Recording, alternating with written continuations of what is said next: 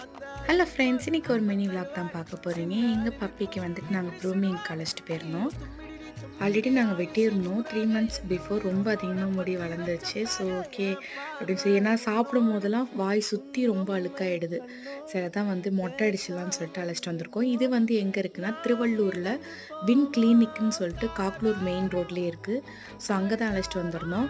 So first time வந்து ரொம்ப பயந்தான். அதுக்கப்புறம் இப்போ முன்னாடி பண்ணனால இப்போ கொஞ்சம் ஸ்டாண்டப்லாம் நிற்க ஆரம்பிச்சிட்டான். எங்கள் பப்பிக்கு பண்ணும்போதே ஒரு 2 பப்பி அழைச்சிட்டு வந்திருந்தாங்க. சூப்பராக இருந்துச்சு. அதுவும் சிக்ஷு தான். ஸோ வந்துட்டு என் ஹஸ்பண்ட் தான் பிடிச்சிருந்தாங்க. ஸோ அவங்கக்கிட்ட தான் இவன் கொஞ்சம் அமைதியாக இருப்பான்.